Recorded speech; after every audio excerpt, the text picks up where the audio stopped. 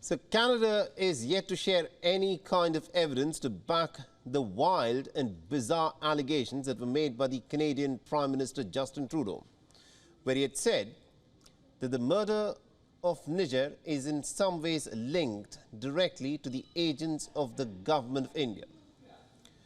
Now, the charge that India had a hand in killing of Khalistani terrorists is a charge that he levelled on the floor of the House, and it is increasingly looking hollow.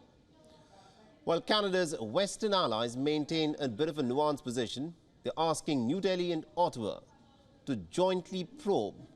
And there have also been voices within Canada that are questioning the wisdom of the Canadian Prime Minister's claims. Our next report tells you as to how Justin Trudeau may have boxed himself in a bit of a corner.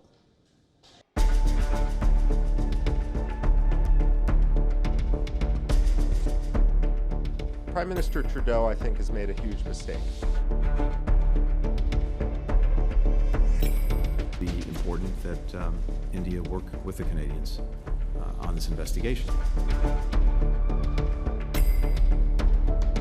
Canada and its growing reputation as a place, as a safe haven for terrorists, for extremists, and for organized crime. Diplomatic wrangling over the killing of Khalistani terrorist Hardeep Singh Nijjar is escalating. Canadian Prime Minister Justin Trudeau accused India of being involved in the assassination. New Delhi has denied any role and blamed Ottawa of harbouring terrorists. While Canada is still to provide any tangible evidence for its stunning claims, New Delhi has shared details about the murdered Khalistani terrorist.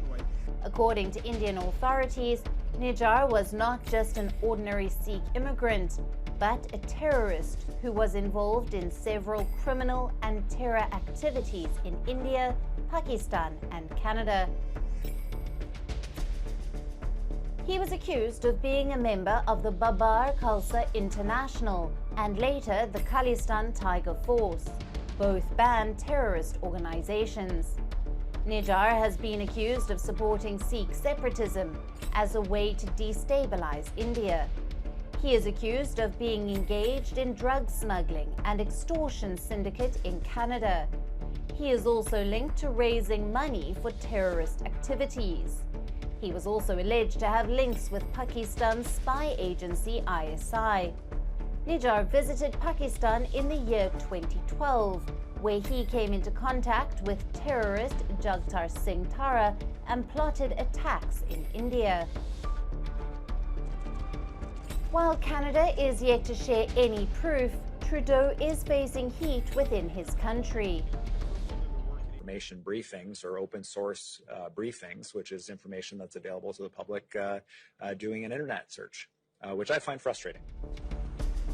None of Canada's most important allies, not the US, Britain, Australia, or New Zealand, all knitted tightly together in the Five Eyes Intelligence Sharing Alliance, echo Trudeau's allegations.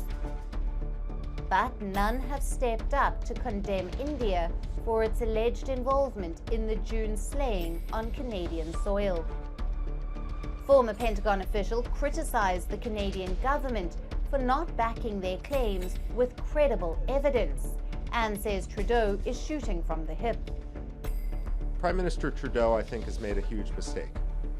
He has made allegations in a manner which he hasn't been able to back. There's two possibilities here.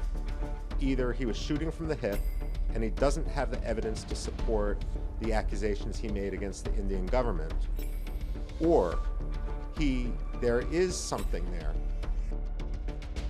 All that makes it hard for Canada's main allies, which are also some of India's main partners, to loudly speak out.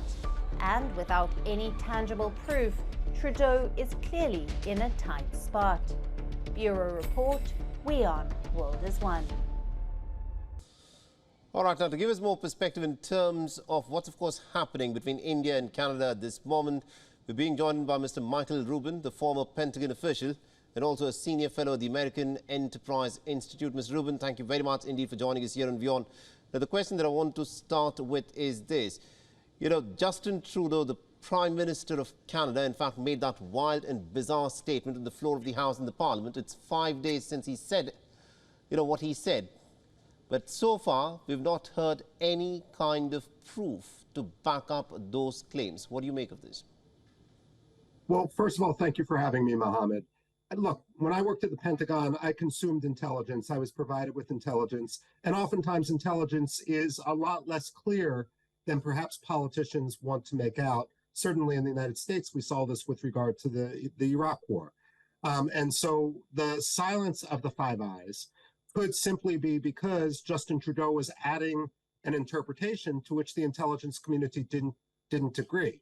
But frankly, when we look at the Premier of British Columbia, the province of Canada in which this happened, say that he has gotten a briefing from Canadian intelligence and he hasn't seen any distinct intelligence, really seems to suggest that Justin Trudeau was making things up as he went along at a tremendous diplomatic cost.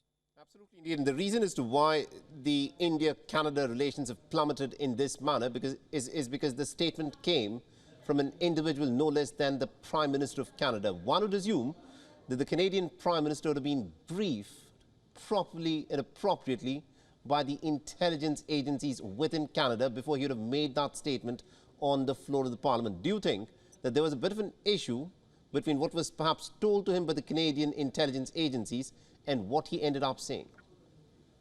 No, I suspect that this is more just a simple case of Justin Trudeau's rather shallow personality in terms of this. I very much suspect that Canadian intelligence is very upset at the way this is handled. Either it was intelligence which Justin Trudeau purposely twisted, or else it was intelligence which wasn't prepared to be shared. But either way, remember that even if hypothetically India had been involved in this, it also sheds light on the fact that Canada has become a harborer of terrorism, of terror finance, and a safe haven for terrorists. So either way, Justin Trudeau was way off the line for making the accusations he did. Now, according to reports that are coming in, it's being said that the reason as to why Justin Trudeau made that bizarre and wild allegation is on the basis of intelligence that was shared with him, not only by the Canadian intelligence agencies, but also by the intelligence of the Five Eyes. We do not know as to which of the eyes perhaps had some kind of an input which resulted in this statement. But at this moment, Ms. Rubin, do you think any of the other Five Eyes will in fact come forth and say and talk openly about this intelligence, because the matter is quite clearly blown up? First of all, I don't think anyone else will come out and say. That said, let's look at the silver lining here. Nijjar was a terrorist, and if others within the U.S., for example, in the United States, were paying attention to him, that's a good thing, because we should be monitoring the terrorists, especially after the attacks on the San Francisco consulate and so forth. That said, I suspect what the play will be on the part of the United States, and even though I have no insight, I suggest that it's the United States which would have the intelligence apparatus to be the one of the Five Eyes that perhaps shared intelligence with Canada. I suspect that the strategy of the United States will be to wait until Justin Trudeau loses his next election, and then things can be rebuilt in a much more productive way between Ottawa and Delhi. To take that a bit forward, are you suggesting that the way that relations can now improve between India and Canada is only once Justin Trudeau is out of power? That's exactly what I'm saying. And frankly, the irony of this whole situation is while the Indian press castigates Justin Trudeau for being completely out of his element and, having a confused, unprofessional reaction, there's a great similarity to the Canadian press there, which talks about Justin Trudeau being in way over his head. The fact of the matter is, if this was a cynical political gamble on the part of the Canadian Prime Minister, it backfired tremendously, and it's only hastened his forthcoming defeat. Absolutely, indeed. Thank you very much indeed, Mr. Rubin, for joining us and getting us all those insights there.